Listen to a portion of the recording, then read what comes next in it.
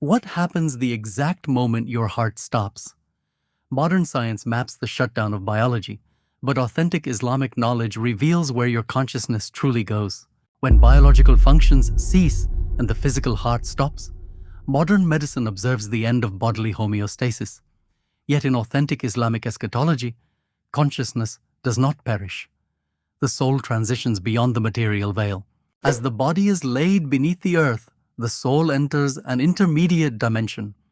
Just as modern physics recognizes realms beyond classical spacetime, the metaphysical realm awakens with distinct laws. This boundary is established in the Quran as Barzakh, an insurmountable barrier between the mortal realm of dunya and the day of resurrection, as revealed in Surah Al-Mu'minun, verse 100. Barzakh, a cosmic partition where the physical constraints of entropy, gravity, and atomic decay no longer bind the conscious soul. It is a waiting state of profound spiritual reckoning.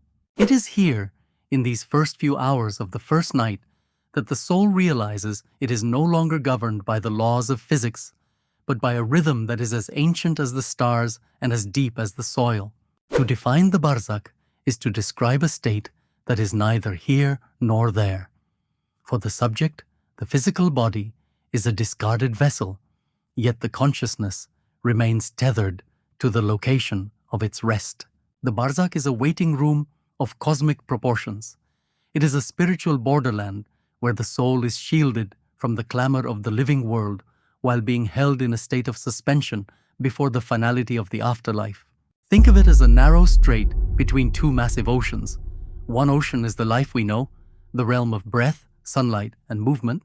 The other ocean is the eternal hereafter. The grave is the bridge, a space where the soul is private, isolated, and beginning to process the magnitude of its new reality.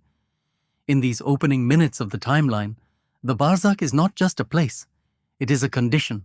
Here the illusion of linear terrestrial time dissolves. What science understands as relativistic time dilation is mirrored in the divine scale described in the Quran, where a day can span 1,000 or 50,000 earthly years. In the mortal world, time is measured by planetary orbits and mechanical quartz vibrations.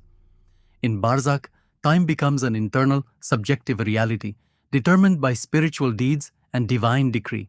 A minute is 60 seconds, regardless of our joy or our sorrow. But in the Barzakh, time loses its objective measurement. It becomes entirely subjective, stretching and contracting based on the state of the soul. For the subject, the minutes immediately following the burial can feel like agonizing hours. The forensic expert might note that biological activity has ceased, but for the consciousness, the transition is a frantic, high-speed recalibration. For the righteous soul, centuries in the grave pass like the gentle ease of a brief rest or a pleasant dream, comforted by the fragrance of paradise and illuminated by virtuous deeds. It is as if the soul has entered a dream state where years are compressed into moments. Conversely, for a soul burdened by regret or the weight of a life poorly spent, a single minute in the dark can feel like an eternity of isolation. The walls of the casket do not just hold the body, they hold the time itself. There is no sun to mark the passage of the day, no moon to signify the night. There is only the internal clock of the soul's own awareness. This distortion is the first true test of the Barzakh. The subject is forced to confront the fact that waiting is no longer a temporary inconvenience, but a fundamental shift in the fabric of their existence. The first night is a microcosm of this distortion, a window into a timeline that no longer follows the rules of the living.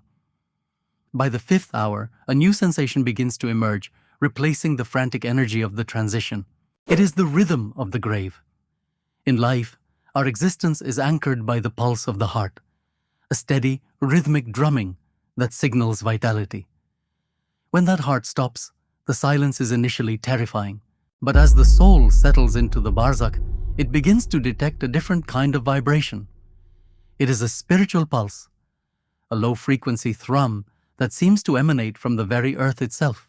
This is not a biological heartbeat, but the heartbeat of the intermediate state. It is the rhythm of the universe continuing to move while the soul stands still.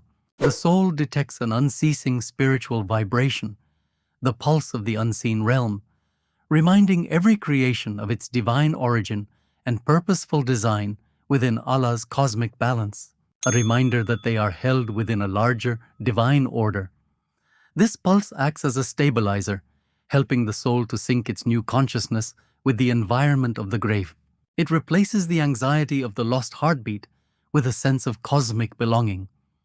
However, for a soul in distress, this pulse can feel like a relentless, echoing judgment. It is a sound that cannot be ignored, a vibration that permeates the soul's very essence, reminding it of every heartbeat it wasted in the world above. The rhythm of the grave is the soundtrack of the first night, a constant underlying hum that signifies the soul is now part of the machinery of the unseen world. As we move toward the 8th hour, the subject enters a state of deep settling. The initial shock has passed, the scents have been identified, and the new rhythm has been accepted. Now comes the long wait.